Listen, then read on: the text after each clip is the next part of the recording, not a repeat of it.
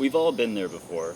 You've got a plant that you've either got to keep wet but not too wet, or you have to let it completely dry out in between watering sessions. And we find that plant that you just really can't tell if it's dry enough to water or if it's already wet enough and you need to just let it be. I didn't know there was a tool until 2 days ago to measure this. And once I found out, I was a man on a mission trying to find what they call a moisture meter. I just opened this thing up. It's from Vigoro, but I haven't used it yet. And this is a 3-in-1, they call it a 3-way meter. Get this up a little bit closer. So it'll measure either moisture, light, or pH. Each of these switches will activate the needle and go through different inputs of what that needle is measuring. So you got the light measurements here at the top. You've got 0 through 2000. And it's got nice little headings, so the numbers actually have a little description to what they mean. The second set of numbers is 0 through 10, and it goes from dry to wet. And the final set of numbers is your alkaline to acidic meter, and it goes from 8 to 3.5. You have these two prongs that you stick down in your soil to measure either the moisture or the pH, and then you've got a light sensor here that will measure the amount of light that is currently beaming down on your plants. So this is a really handy tool for new beginners and some just maybe even experienced gardeners that want to be a little more scientific with their approach to gardening. So the way that these things work is they measure the distance between two electrodes for the moisture. Whenever the soil is moist, electricity is going to flow through there a lot more easily. And whenever it's dry, it's going to resist electricity. So whenever you stick this down in there, it's going to measure the amount of ohms that are flowing between those two electrodes, and it'll convert it into that meter percentage that I showed you at the top. 1 to 10, dry to wet.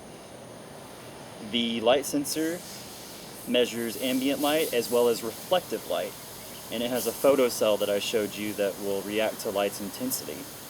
And the pH is very similar to the moisture meter. It's going to detect hydrogen ion levels. And the more hydrogen ions, the more conductive, kind of like the moisture. The more acidic a solution, the more electricity it'll conduct. Then the soil that you're testing will complete the circuit. It won't read metallic surfaces, so only non-metallic surfaces can be measured, so that helps with your soil. And yeah, I think we're going to go ahead and start trying to test this thing out. We're going to start off with the moisture. You've got these pins, and really you're supposed to wash this off in between each use, and I didn't prepare for that. So you should have some sort of maybe mild soap in between each measurement so you don't spread bacteria or funguses from plant to plant, because especially succulents, they can be very prone to coming down with funguses and root rot, and you don't want to get one pot that's been affected and start spreading those nasty things to all the other ones.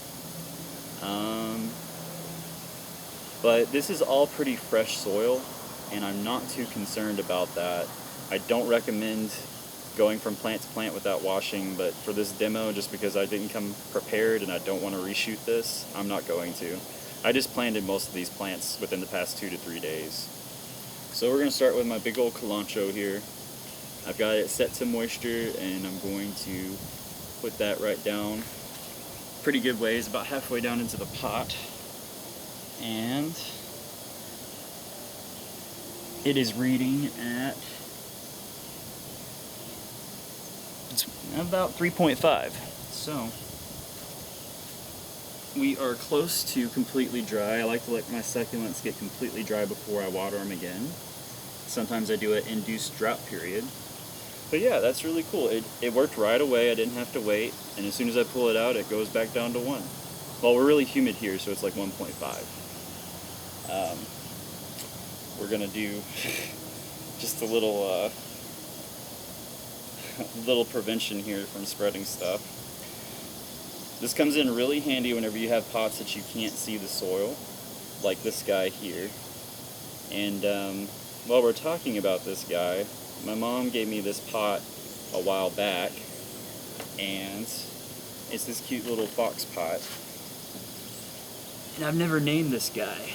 So just for fun on this video, I want you guys to suggest names in the comment section, and I will choose one name that I like the best, and whoever suggested that name will get a free hat that I bought, and it just isn't quite my style. I got it on a whim, and I don't wear trucker hats. But yeah, if you name this guy and I like the name, I will send this to you for free.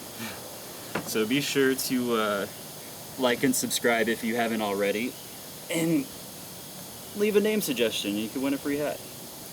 This is at a moisture level of 7, so it's going to be several days before I ever think about watering this guy. Especially since it's an enclosed pot like this, it's going to stay wet a lot longer than my open air pots. But yeah, this is really fun. I've got a few carnivorous plants. These are some of the guys that I said you got to keep wet but not too wet. So let's get an idea. This is a 10, so these guys are staying way too wet. I don't need to water these guys, and I'm probably going to stop leaving water at the bottom for them to pull up, because I don't want them to rot on me. This is my first set of carnivorous plants. They're either pitcher plants or Venus flytraps. But yeah,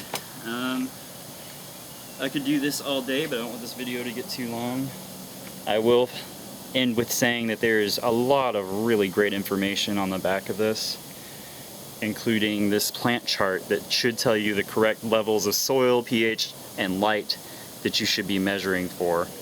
So it's a really handy tool for, you know, $7 to $40. You can get whatever brand and whatever quality materials of the encasement that you want. This one's kind of plastic, but I'm kind of flimsy plastic, and it was made in China, but I didn't need something all that durable. I'm going to be careful with it.